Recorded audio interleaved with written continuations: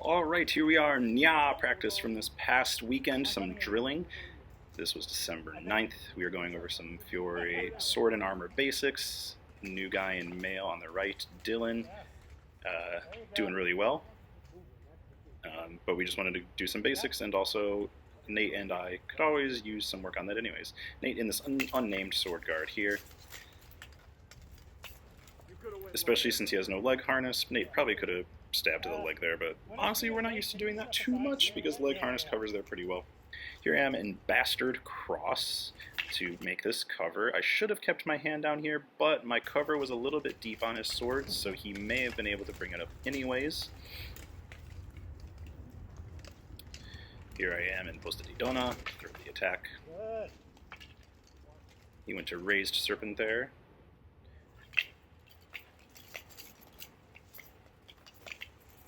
And as you notice, we're kind of in a more dynamic drilling situation here where we're just not completely giving things to each other as much.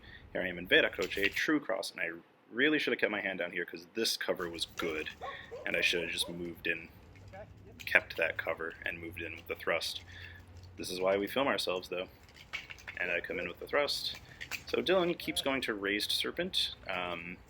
It is a good option sometimes, but I think sticking with the first play sometimes would benefit him as well. And, you know, I'm guilty of that sometimes too. Here's a case where Nate comes in with a half sword thrust, and I can't really just keep my right hand low if I wanted to get the point in. So yeah, you want to keep your right hand low on that cover if you can, to suppress their sword and just walk your point in. Or throw your point in. And here we go with Porta di Ferro Mezzana. And Nate going for this play. It's a great sword and armor play. I used that on Nate in my birthday deed.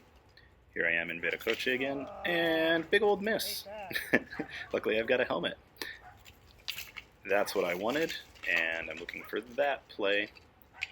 And I was happy with that, that was pretty smooth.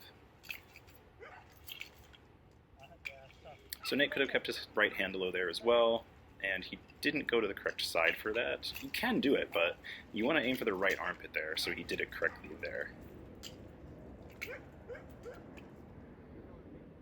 Yes. Nate, you're attacking Dylan. Oh, sorry. Okay. Okay, so here's a case where actually Dylan should have had his right hand up if he was forward weighted to be in Bastard Cross. If you're back weighted, you can have your right hand down, but in Bastard Cross with forward weighted, you should have your right hand up. Yeah, you're attacking me. So notice we switched directions, hooking him with my pommel and trying to make some room to get my point in. I really like how Dylan's not just giving things to me, making me work for it. One more this way? Yeah. This is, you know, we had done a lot of basic drilling before this, so we were in a more dynamic mode now. Fine. Nate just kind of trying things. I think he might be getting a little bit tired at this point, and we have a 5-minute dagger match coming up after this.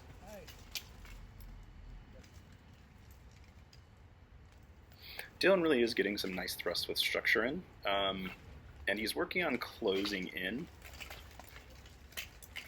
And he could maybe work on some more specifics of what to do after that, but this is really his first time. So I just went with a pommel strike as a counter there. And this is just some fun. Dylan and I using mismatched weapons here, asymmetrical, to solidify this concept. So we're really still thinking about the first play of sword and armor. So I'm making that cover, driving in, and pommel. He's got an open face. Even if he had a helmet, I could have done something with that after. Yeah, so we're still just working for that first play, and I get into an armpit there, and I use archer's stance there. It's a little hard to see because of the camera angle, but that's when you bring your right arm back to try to find another spot to thrust into. Bastard Cross here. It's one of my favorite sword and armor guards. And I'm going to dagger. Tutta Porta di Ferro, double then crossed.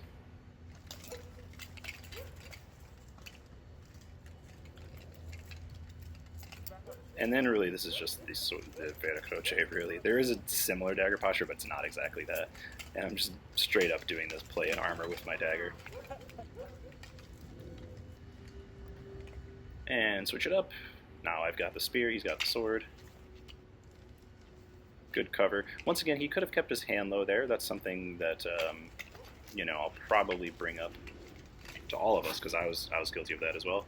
And there, I don't know, I think he just slipped or his quad gave out or something. But I was like, how did you fall? Yeah, I'm trying to do the Fiore staff and dagger thing there at the end. You'll see it again.